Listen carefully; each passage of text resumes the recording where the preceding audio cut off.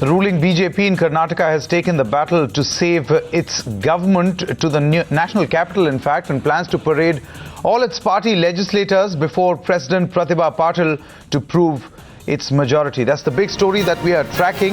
Now, Karnataka Chief Minister B.S. Yediyurappa will also seek the removal of Governor H.R. Bharadwaj, who reportedly recommended the dismissal of the BJP government in the state in his special report to the centre.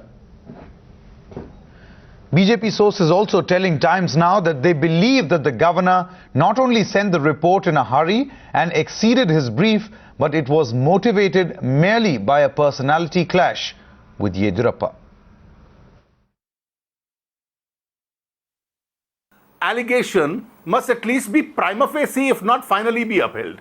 Now, that has not happened in this case. I have still to come across a report of any authority, statutory or constitutional, which has upheld that allegation. We have demanded that in the light of the strictures which have been passed by the Supreme Court on both Mr. Yediyurappa and the Speaker of the Karnataka Assembly, who has clearly been held to have acted in haste, acted out of extraneous considerations, acted at the behest of the Chief Minister to save his government, should resign. I want to ask a simple question. Against a Speaker on whom such strictures have been passed by the Supreme Court, what respect of the House is he going to command? There you have it, the Congress party asking the B.S. Yediyurappa government to resign on moral grounds, something that does not catch the fancy of this man, Yediyurappa, as well as his party, the Bharatiya Janata Party, who have clearly mentioned that nothing of this sort will happen, and on the contrary, all the MLAs who support the Bharatiya Janata Party will be paraded before the President today. Now, the Bharatiya Janata Party says that it has as many as 121 supporting MLAs. Also, a veiled threat coming from B.S. Yediyurappa camp, where he says that the Congress, in the process of that floor test, should keep its own flock together. That's the latest news coming in from Karnataka. Prema Sridevi joins us with all the latest. Prema, take us through the political situation, rather volatile in Karnataka. Of course, the BJP is rather unrelenting, mentioning that they have the support of 121 MLAs.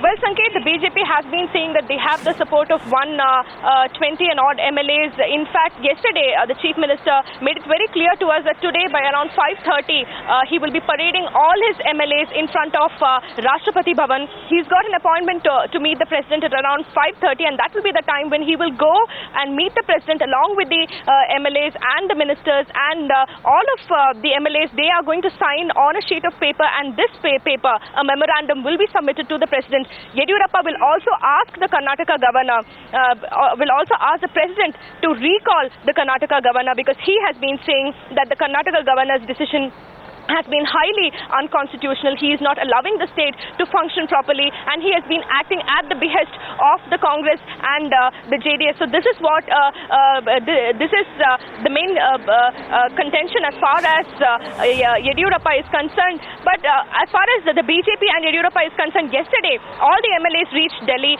Yesterday, Yediyurappa had a one-to-one meeting with BJP President Nitin Gadkari.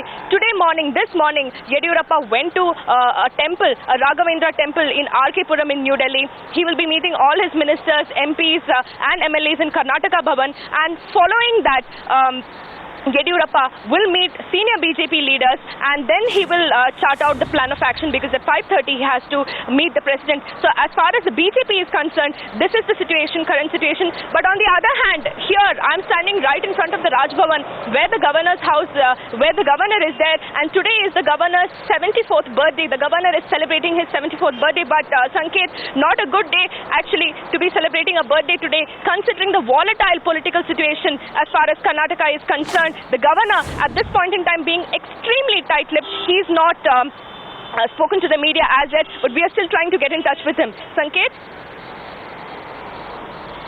Prema, any word from the Congress party as to what they have to say about the role that the governor has played?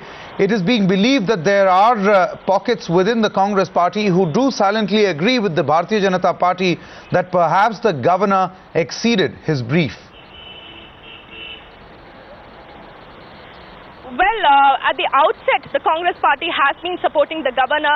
They have been supporting the governor's decision. But within the Congress party, there is a large section of people who feel that the governor has exceeded his brief, because the Congress has been, I've tried speaking to a lot of people even at the center as well as the state. The Congress believes that by the governor, by doing what he did, he was in fact trying to help the chief minister out and looking at the other side, because in case if the Karnataka Assembly is dissolved and if President's rule is imposed, then there will be a huge sympathy wave for Yediyurappa and for the BJP. If you remember, Sanket, last time in the last elections, BJP was able to get the majority and they were able to form the first ever BJP government in South India by riding on this very sympathy wave. That was the time when the JDS and the Congress, they got together. That was a minority, they had got minority votes, but they got together to form the government to keep the BJP at bay. That was a point in time when the BJP got a huge sympathy wave, and following in the next elections, the BJP won with a thumping majority and they were able to form the first ever BJP government in South India. So the Congress wants to ensure that they do not do the same mistakes, and they want to ensure that they do not the BJP does not get any sort of a sympathy wave, especially keeping in mind the next assembly election. So within the Congress party, inside sources have been telling us that the Congress is not really happy with the governor's decision, and but at the outset, of course, the Congress has been supporting the governor.